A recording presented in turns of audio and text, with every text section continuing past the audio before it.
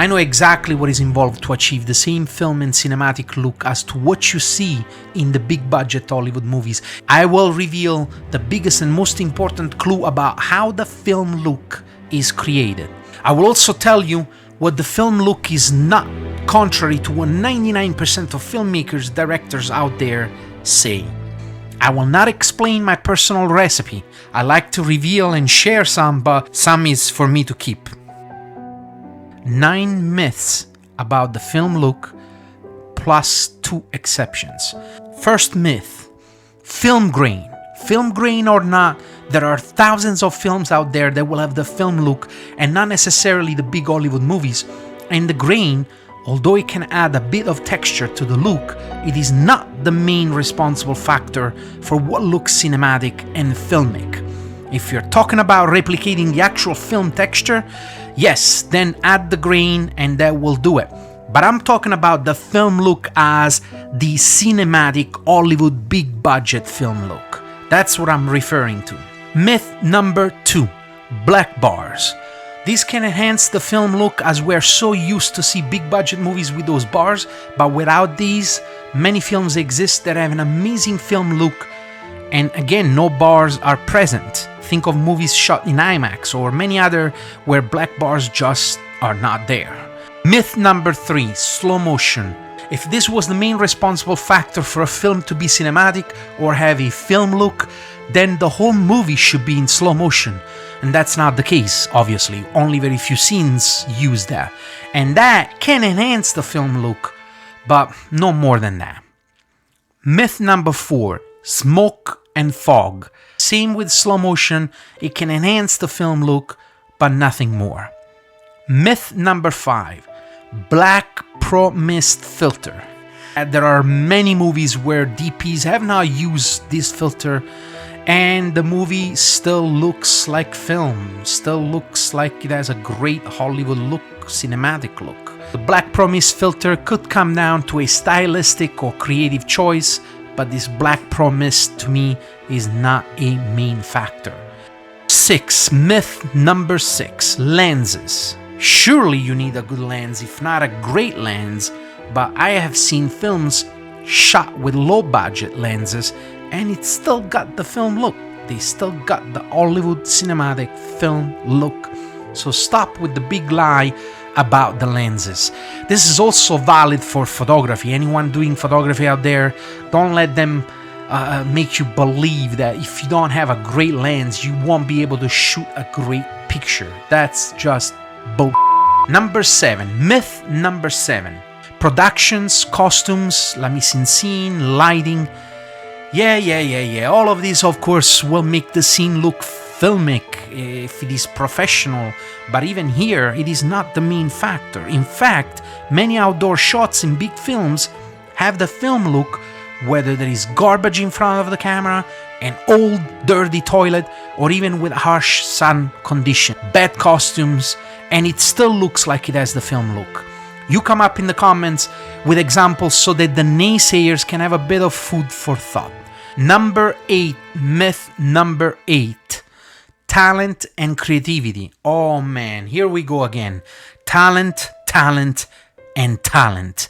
I'm a big defender of talent and creativity because I consider myself an artist, and for many reasons, not just filmmaking. But I gotta say, you can have all the creativity of this world, my friend.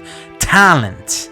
All the talent of this world. But if you ain't got the camera, your film will not have a film Hollywood look. Take the most talented filmmaker in the world, and give him a crappy camera, and have them shoot an outdoor panoramic shot.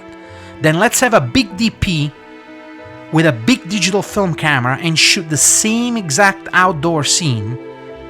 Who do you think will have footage that's gonna look cinematic? You'll know the difference. It will take seconds, and we will know which is what. So talent and creativity, I love you, but without gear, man, you can't fly. Myth number 9.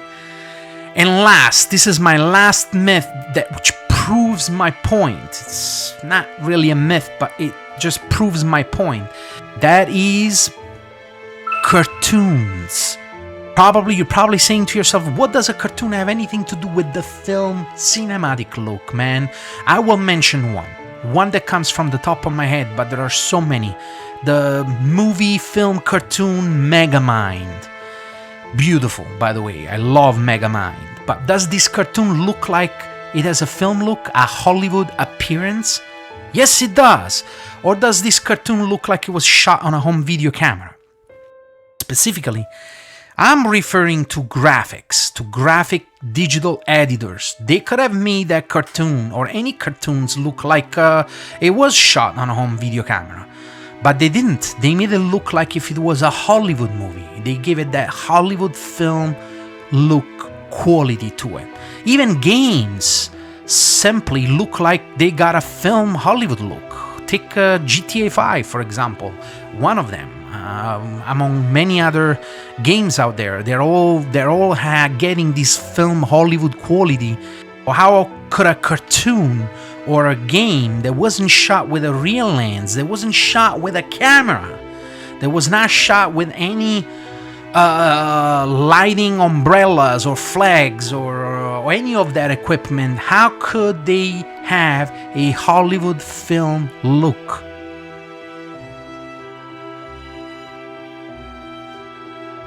FPS, frames per second. Now this is a big one with lots of controversy, but the ones that truly understand film will know this is an important one to have, but still not quite the number one factor. But close to being one of the main factors. Shooting at a higher frame rate than 24 and will look like a home video and lose any filmic qualities. It will actually gain that bit of the soap opera effect, okay? So this can hurt it. This factor can hurt it if you don't use it. And this because it has to do a bit with the frequency that I'm talking about. So Lord of the Rings, for example, was shot, I believe, at 48 frames per second. Still retains a little bit of that film look, but it can also look like a soap opera. Cameras. This can be a big factor, but this is because the film cameras are adopting the clue that I told you about.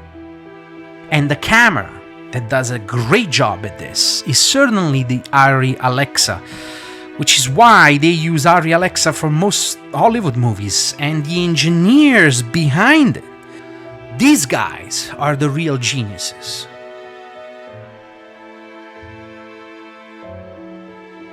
Allow me to incorporate or modify the equipment and the image any way I want to in post, so that I can apply all my techniques and my knowledge and put me against one of the best DP in Hollywood. He can modify the equipment and the image in post any way he wishes to, just like me, and we're both gonna shoot the same exact outdoor scene from the same angle at the same time under the same lighting conditions.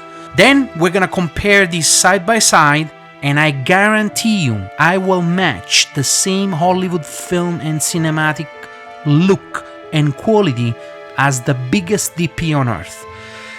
If my shot looks less like film, meaning it looks less than a Hollywood big budget scene than his shot, then I lose and I will work for free, helping around for a full week on any of his films, in the New York area though.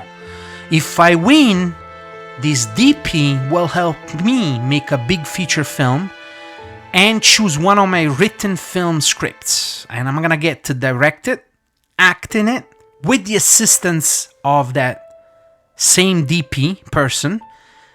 I will be freaking honored, obviously, but at the same time, I will have deserved it. So here it is. Don't let anyone bamboozle you. Oh, it's about the lens. Oh, it's about the black bars. Or it's about this. Those are all very enhancing qualities that can make something look more like Hollywood film, okay? But in the end, there are only probably 2 to 3 main factors. And again, one of them has to do with frequencies that will ultimately deliver that Hollywood film, that Hollywood look